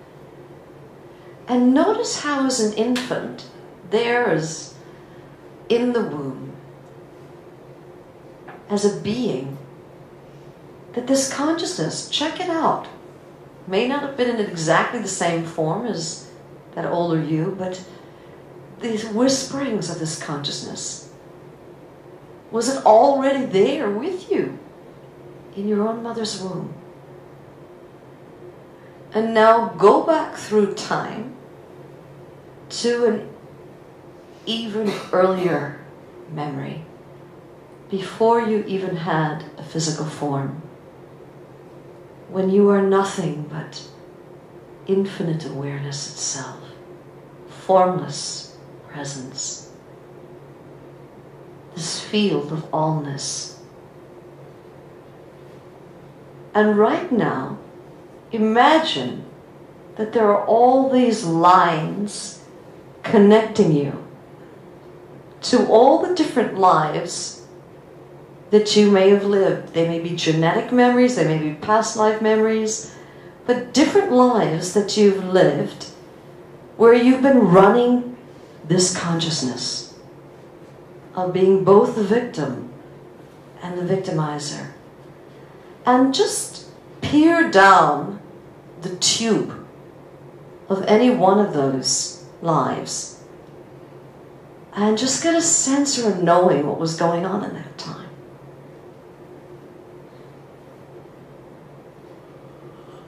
And even if you can't see it, just know. And look down another tube, or sense or know, or feel, or hear even. As you gaze down that tube, what was going on in that life? Were you a victim or a victimizer? How did that play itself out? Maybe you were both. Just keep peering down each of the tubes and getting a sense or a knowing. You may not see it exactly, but get a sense or knowing.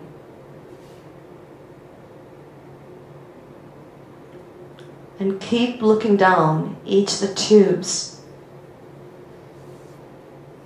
And as you look down each of the tubes, the recognition that you've actually played every game that's ever been played. You've been as bad as a human being can be. You've been as shining and as free and radiant as a human being could be. You've danced perhaps both dances in the same lifetime. You've hurt others as badly as any human being is capable of hurting another person. And you've been hurt. And just see the different dances of suffering that have occurred. Whether you were playing the role of victimizer or victim, it doesn't matter. It's just all suffering.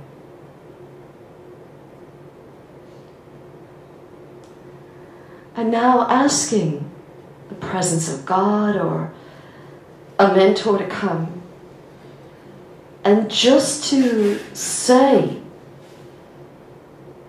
to the mentor, oh God, it's time for me to finish with this old consciousness. Let's do this out loud together. It's time for me to finish with this old consciousness. It's time for me to break with this karma. It's time to step through a new door. Into an acceptance consciousness. And to stop dancing this dance. And having a mentor come and first of all send forgiveness, love, light, grace. See this happening. Absolute, all love, unconditional love, universal love, and acceptance. Let it flood down into each of the lifetimes where you've been both an aggressor, a victimizer, and a victim, or when you've been one or the other. Just seeing this love, this light, and just saying to all the millions or the thousands of lifetimes or the hundreds, whatever it is, all acceptance is here. Say this out loud to all the lifetimes. All acceptance here.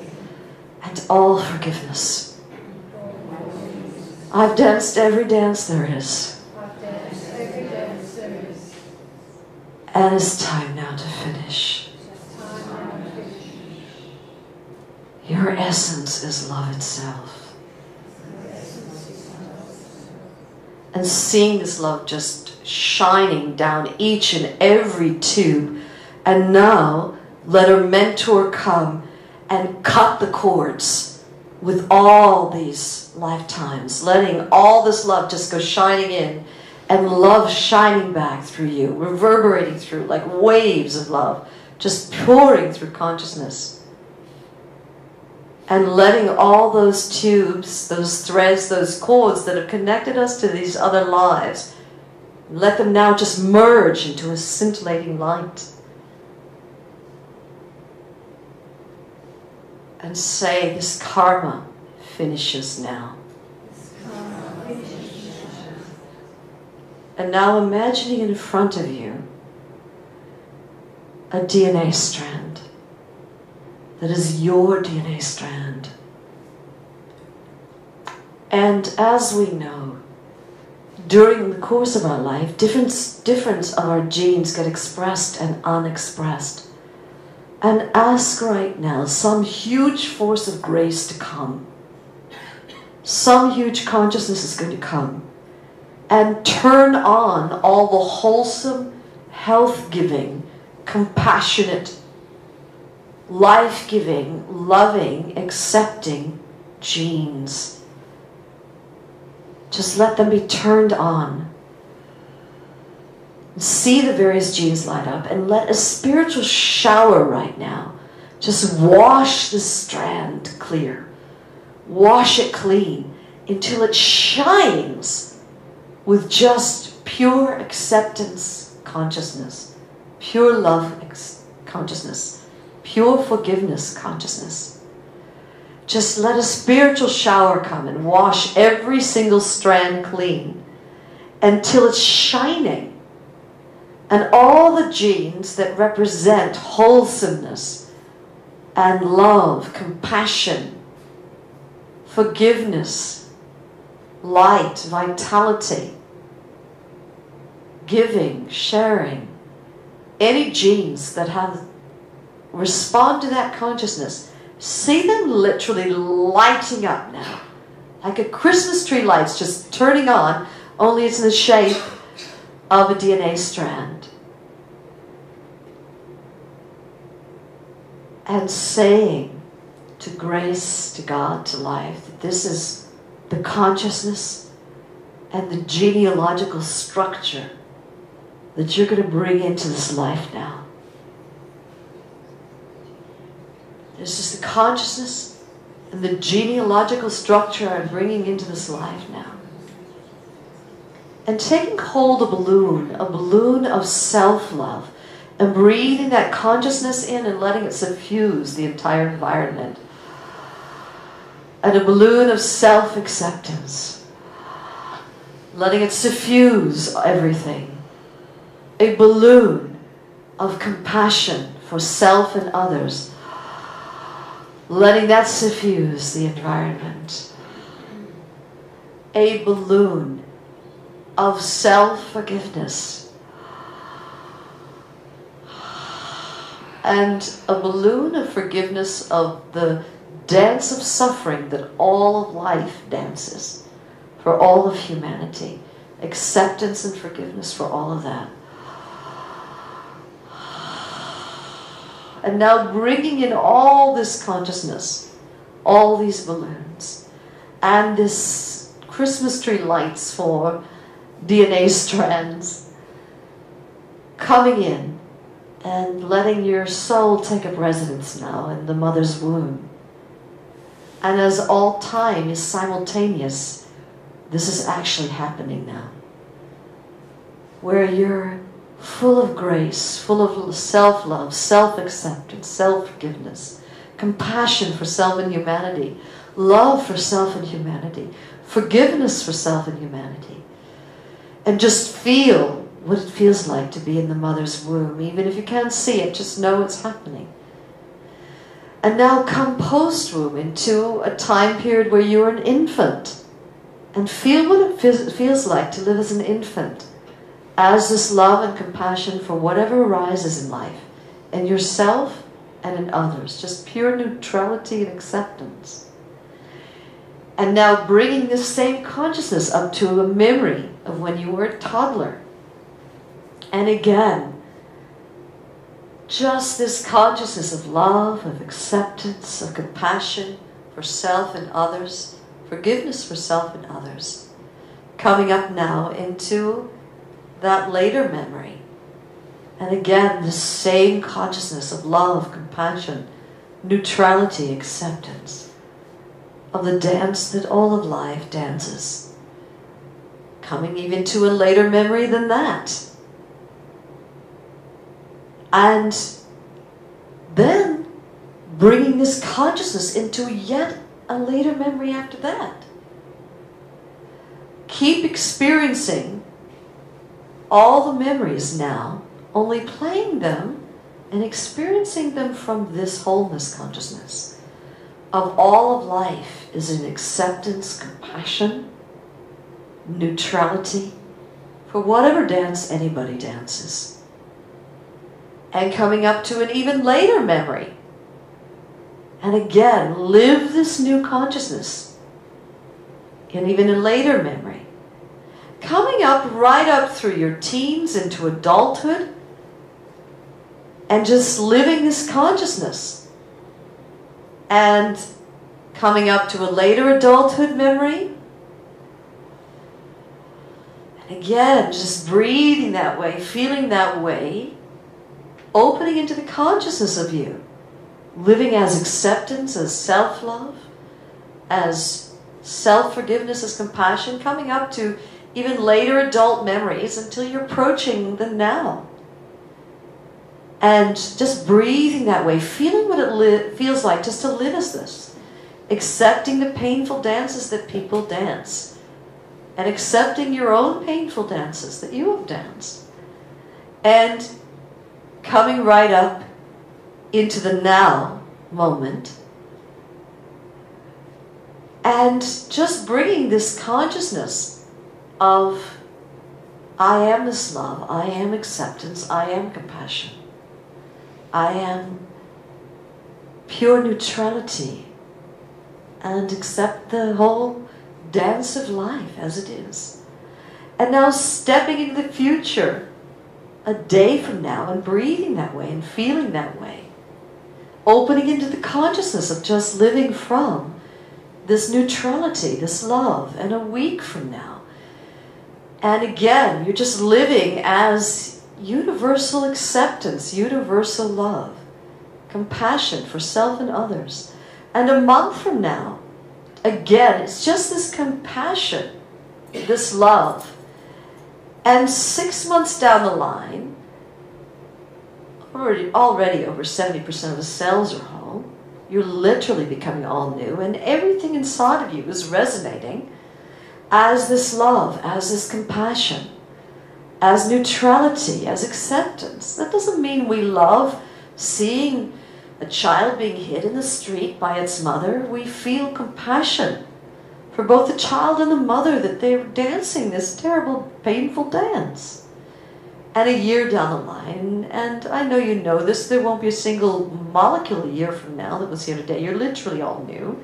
So breathing how you're breathing, feeling how you're feeling, and opening into the consciousness of you. A year from now, you living as neutrality and acceptance.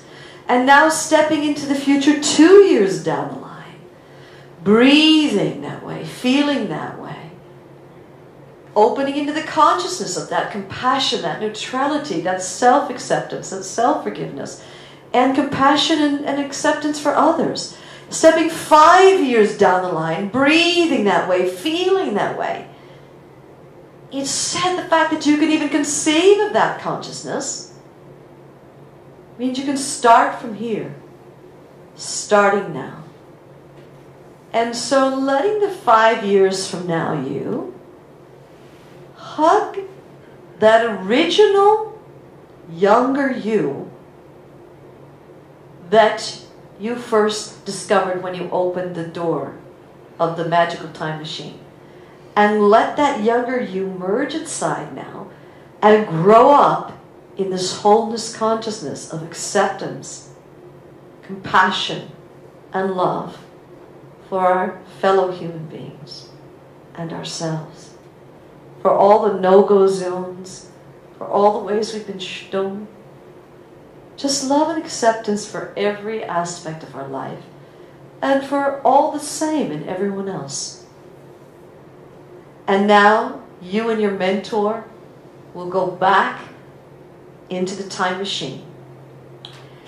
And there's another button up there that says the word now on it. And when you push that button, you'll see all the dials just turning and turning, and they will stop at now. So go ahead and push the now button, watching the dials turn, and stop at big letters now. And then you and your mentor can step outside your time machine, saying goodbye to your mentor, knowing you can go on this internal journey anytime you like. And now there's the door in front of you. And behind that door are the original 5 steps. And so go ahead and open the door and step onto step number 1, knowing that with every step you take is causing you to relax and open and integrate all the new consciousness. Every cell is vibrating with it. Even your DNA is resonating as this new consciousness too, and somehow it's becoming natural as if this is all that exists. And the truth is, if you can experience it now, this is all that exists. 3, feeling that everything that we've experienced here, all the opening, all the clearing, the exposing, and all this compassion consciousness, this neutrality, this acceptance for self and others, for life, is just a natural part of existence. That's all that exists for. And when you step on to step number 5, you'll only be able to open your eyes only as soon as all parts of you are fully integrated and ready to start living from this consciousness. And when you do step on to step number 5, what will happen is you'll see a door in front of you. And you will open that door now and step through into a whole new consciousness like Roger Bannister. And a door is going to close behind you right now. So step on to step number 5, open the door into this new consciousness of love, of unity, of compassion, of acceptance, and close the door behind you. And you'll only be able to open your eyes only as soon as all parts of you are fully integrated and have fully willing to live your life in this new consciousness. And so, when you do open your eyes, you can step now into this new consciousness. Stepping on step number 5 and opening the eyes now.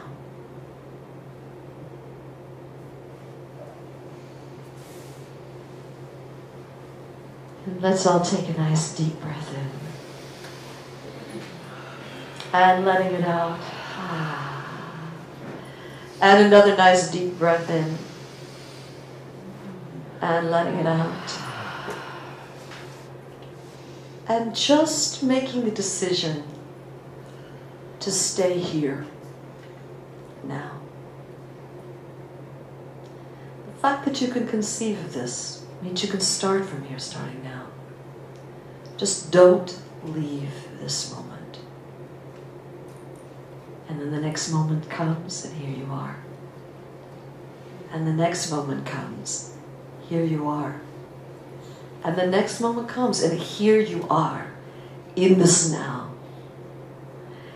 And so I'm looking at the clock, and I've realized we've gone 6 minutes over the 2-hour time, and I wish we had more time. I know with all of us here, we're going to go to lunch together, but I'd like to thank everyone for joining us in opening this new door and to putting out this prayer that we open into a love consciousness, a unity consciousness, and that we begin living from the simplicity of this acceptance, self-acceptance of self and others. And so thank you with all my heart for this beautiful time. And a heartfelt namaste. Namaste. Namaste. And a heartfelt namaste. And I'm going to continue actually doing these for the next year. I'm going to be doing BBTV to deepen from start here. Once a month I'm going to be doing sessions where we can continue to deepen in our realization and in our love. And so I invite all of you to be part of that ever deepening, ongoing, liberating and life transforming experience of grace. And so thank you with all my heart. Deep namaste.